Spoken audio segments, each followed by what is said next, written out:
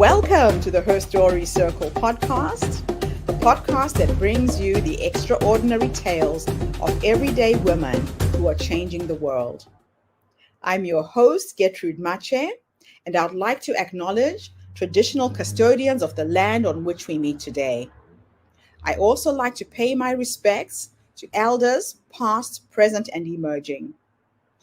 Every week, we dive into the lives, challenges, and triumphs of women from all four corners of the globe.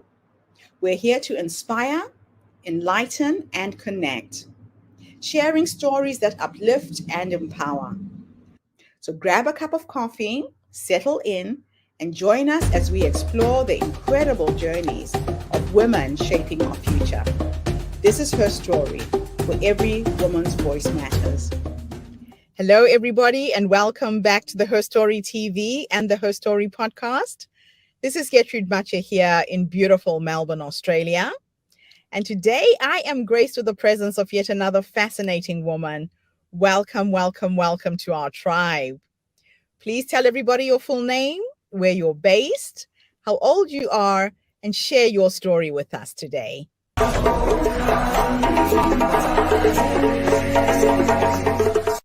Hello, my name is Amy Saltzman. I'm based in Santa Barbara, California.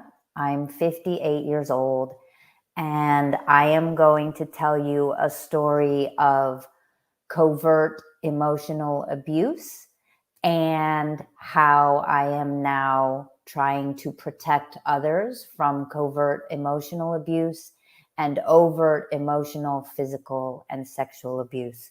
So when I was 25 years old, I was a competitive cyclist and a medical student in the second year of medical student school and newly married. And a cycling friend of mine invited me to a workshop with her life coach.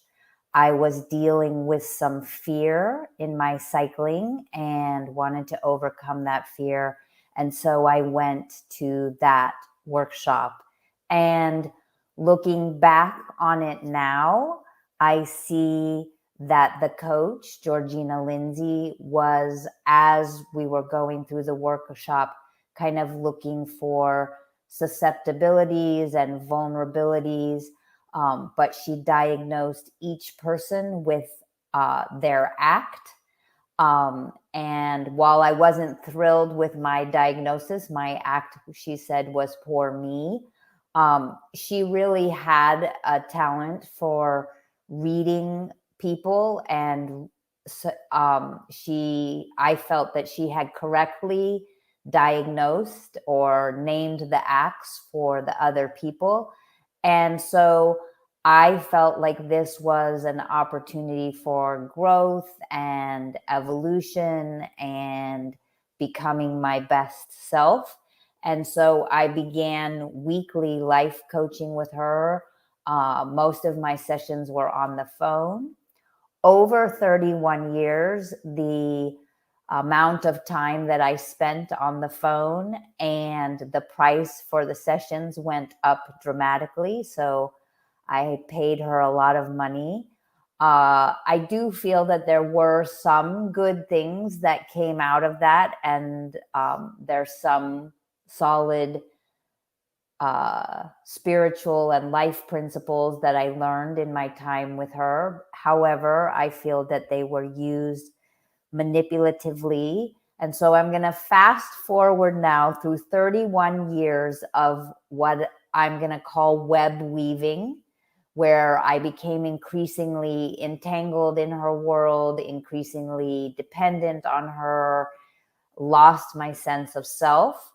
And in January of 2020, I asked to leave, which is a big red flag. I asked to leave the coaching. And at that time, I was speaking with her twice a week for more than 2 hours a week at $450 an hour. So I was definitely, paying most of her living expenses. And when I asked to leave, she intensified her gaslighting of me, although I didn't realize at the time that she was gaslighting me. And she began telling me that either I had early Alzheimer's and making me feel confused and making me doubt my sense of reality, or that I was simply resisting my spiritual growth. And because I had been with her so long and because I trusted her, I thought she was probably right. But she made one mistake, and she insisted that I be evaluated by a neuropsychologist. And I underwent 7 hours of neuropsychological testing. So everything from how many words can you remember, and what do you think the meaning of this phrase is, and drawing pictures and connecting dots and following instructions. And then the neuropsychologist also talked to Miss Lindsay for 2 hours and my husband for an hour. And the end result of that discussion was that the neuropsychologist determined that my relationship with Miss Lindsay had been a relationship of undue influence. Other names for that type of relationship are coercive control, relational subjugation. Although no one has diagnosed her history and her behaviors definitely fit the definition and description of a traumatizing narcissist. So I had been abused for 31 years. And this one sentence that the neuropsychologist said resulted in a soul shattering earthquake for me, because in that moment, I lost a relationship with someone I had loved and trusted, or at least the illusion of someone I had loved and trusted. I temporarily lost my spiritual grounding and my sense of self. And I lost the relationship with a loved one who at this point still remains under the influence of Miss Lindsay. So that was devastating. I stayed in bed for about a month. I lost about 20 pounds. I was diagnosed with PTSD. And as part of my healing, I began looking at, how did I get here? What happened? What did I learn? What patterns can I recognize? And my analogy for what happened to me was that I was tangled in a spider's web, and the spider weaves a web really slowly, really patiently, one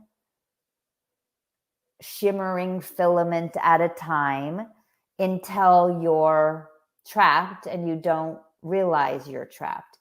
And what happened for me when the neuropsychologist said this is a relationship of undue influence is, all of a sudden the light shifted just slightly, and I was able to see the web of abuse in full relief.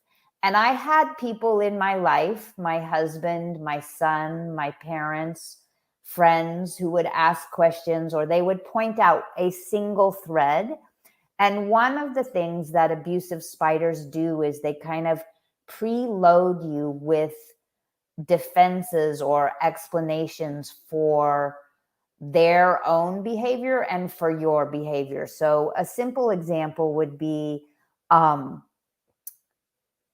would often help or support Miss Lindsay with her health. And my husband would often be frustrated for, like, why did I jump and go to help her when, we were having dinner or something like that. And my explanation was, she's a dear friend. She's taken such great care of me. She's been such an excellent coach. She's suffering physically, and I'm just going to go help her. And so I would explain away that particular thread. And it wasn't until the neuropsychologist said, what she said, that I could see all the threads and the whole pattern and how they connected and how I'd been trapped over time. So once I had this analogy of the spider and the web, I'm a former athlete. As I said, I met Miss Lindsay through a fellow competitive cyclist. And before I was a competitive cyclist, I was a gymnast. And I'm sure many of you know the stories of the abuse of the gymnast in the US by Larry Nassar. And when I started to think about covert emotional abuse in these contexts, I realized that whether you're a life coach or a team doctor or an athletic coach or a school teacher or a music teacher or a priest or a church leader or a spiritual advisor, if you're a spider, the patterns that the spiders weave are almost always the same. They're not exactly the same, but they're pretty close. And so for my own healing, I started looking at stories of abuse with athletes and trying to use these stories, these well-known stories in the news, to show people this pattern of abuse. And the first thing I did was to write an adult-focused article showing how coaches emotionally abuse athletes. And they tend to do things like making the athlete feel special. So if you're able to train with a certain coach, able to train at a certain program, there's an inherent sense of specialness, and that you don't want to do anything that would decrease your ability to train there, decrease your playing time, decrease your opportunities to be chosen for a particular team. So there's this sense of specialness, and there's this sense that the coach can help you make your dreams come true. And so the coach plays on the athlete's desire to be the best, whether it's the best athlete or the best life coaching student. And then the next thing they do is they play on your fear. So they say, without me, you wouldn't be anything. You owe all your success to me. If you leave, you'll be a failure. And so they're playing on hope and fear. And then if someone starts to question or to raise concerns, typically the coach will shame you and say, no one else has a problem with my coaching. Maybe you just don't have what it takes. Maybe you don't want to be the best. And so the athlete often is compliant and obedient, even though something feels off. And then the other thing they tend to do is they tend to separate you either physically or kind of mentally and emotionally from anyone who's raising questions. So if as an athlete you have a teammate who says,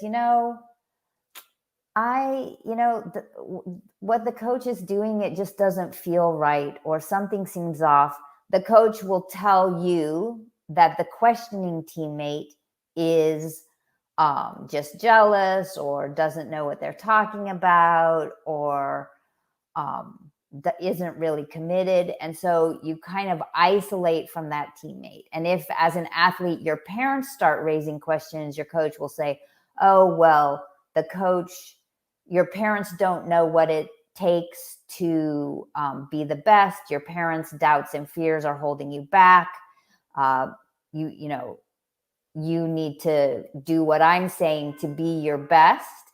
And so don't listen to your parents. And so over time, the coach will isolate the athlete or the victim from people who are raising questions. So first they kind of create doubt, then they demonize the people who are raising questions, and ultimately they convince the loyal athletes to shun the people who are asking questions.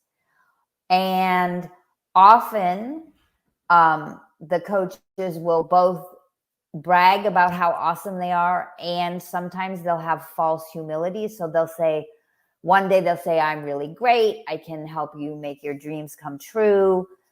And then the next day they say, oh, well, I would never say I'm great, but all these other people say I'm great.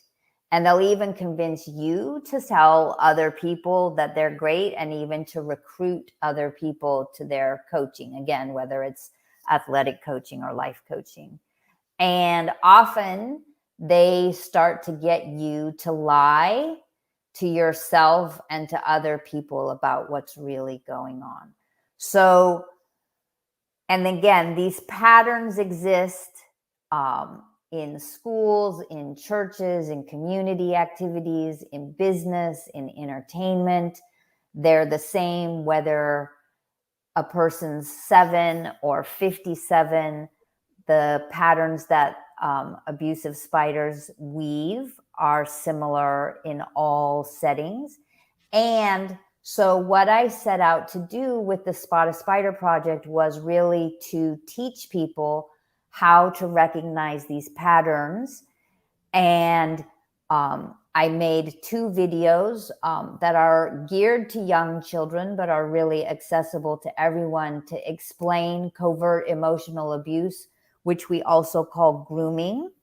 And the problem with calling covert emotional abuse grooming is that it doesn't actually convey that the grooming is in and of itself abusive, even if it doesn't lead to additional physical or sexual abuse. And in fact, there's data to show that grooming or covert emotional abuse is as harmful or more harmful than physical or sexual abuse. And I think it's because it's so sneaky. What an incredible story. You know, the analogy of the spider is so visual. We all know that a spider's web, the actual threads by themselves are very flimsy.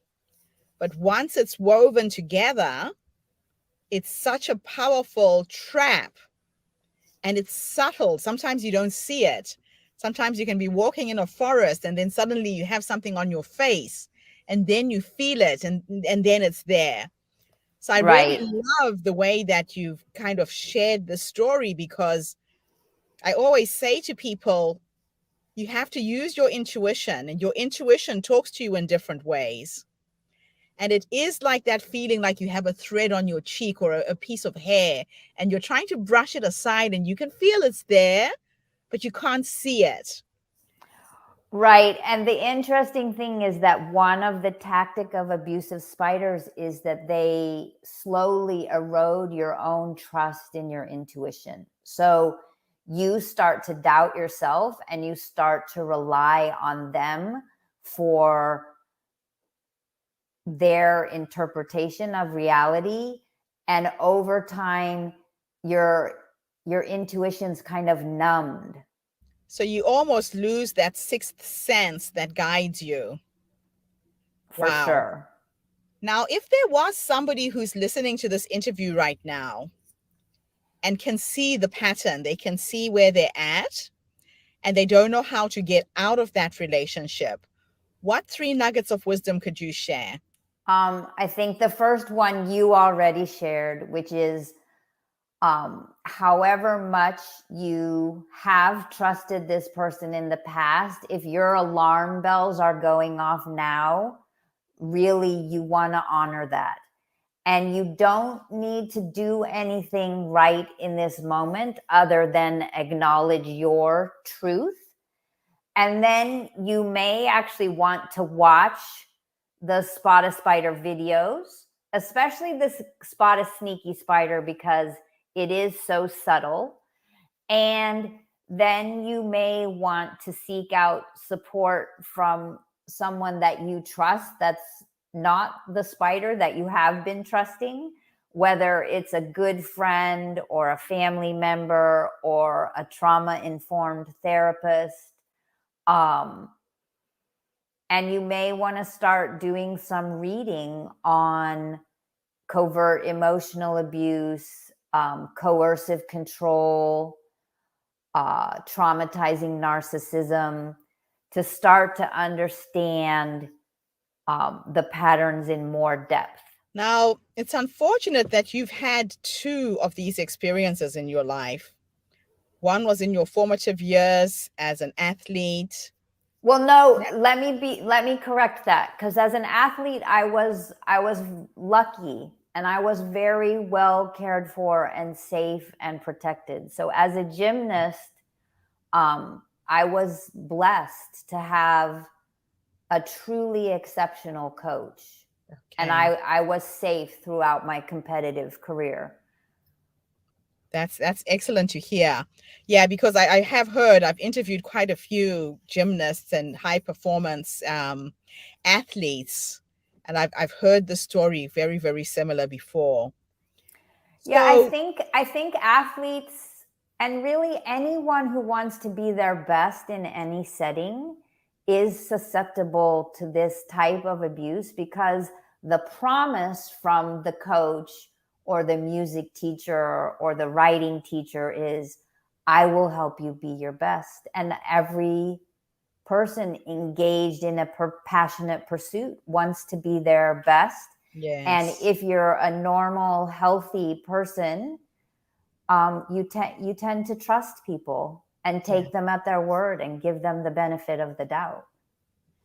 So what are you doing now with this experience? You know, they say that we go through what we go through so we can become teachers.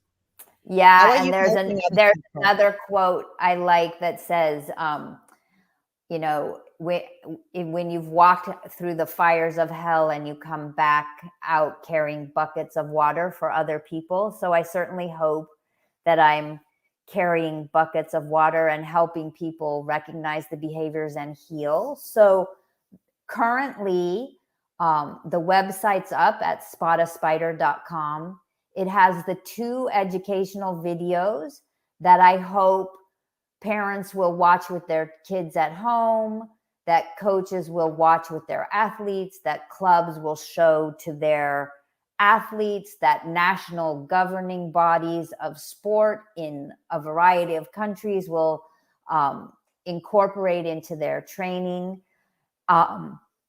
So there's the videos, then there's resources. So there's discussion questions, there's athlete surveys for coaches and clubs and teams to see if there's any abuse happening in their environment. There's screening and hiring questions so that people know what to ask when they're hiring a coach or a staff member to make it less likely that they will hire an abusive spider. And then there's global policy and procedure recommendations for how can we as a world community set up our systems, our sports systems, our schooling systems, our religious systems, to make it less likely that people are abused and to hold abusers accountable.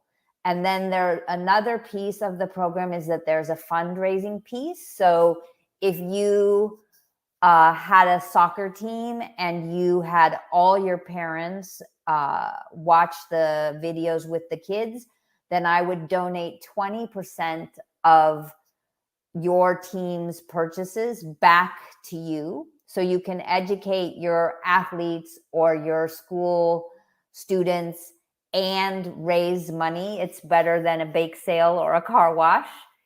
And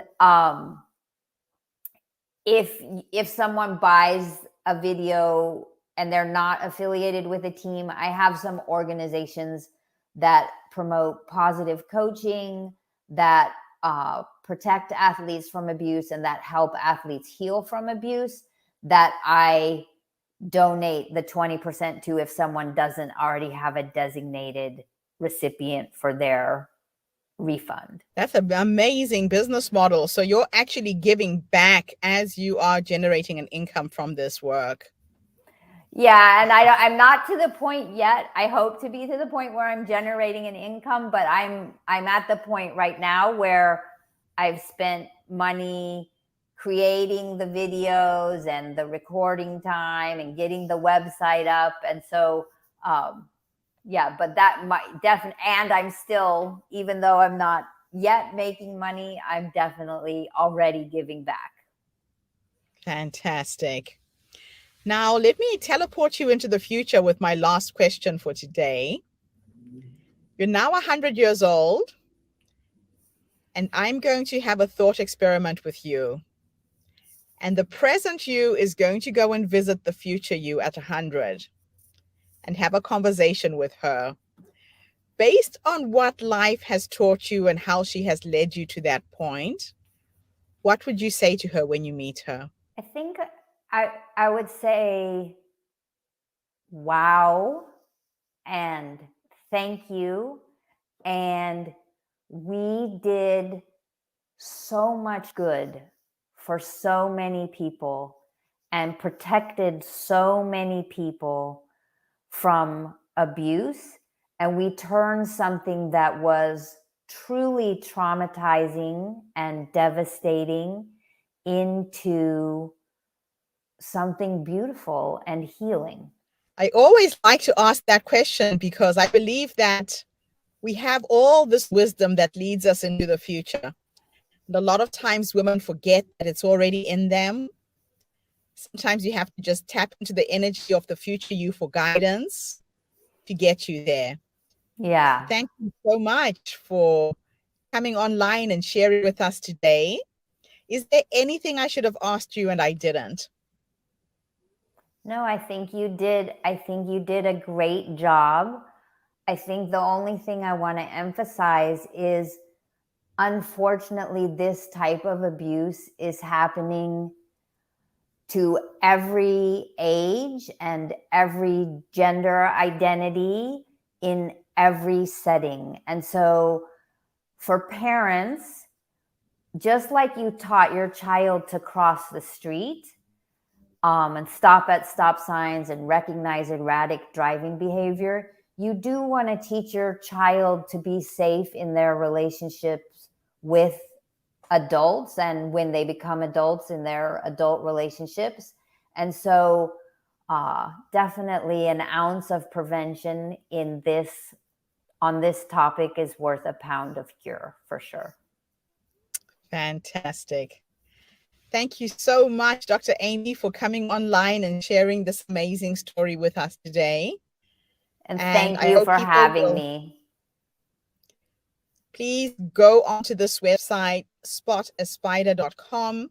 It might not be for you, but you might know someone else and you recognize some of the things we've talked about today. Share this website, help somebody get themselves out of an entanglement that could be extremely emotionally taxing and costly as well from what you have shared. Yes. Thank you so much, everybody. I'll be back again tomorrow with yet another amazing guest.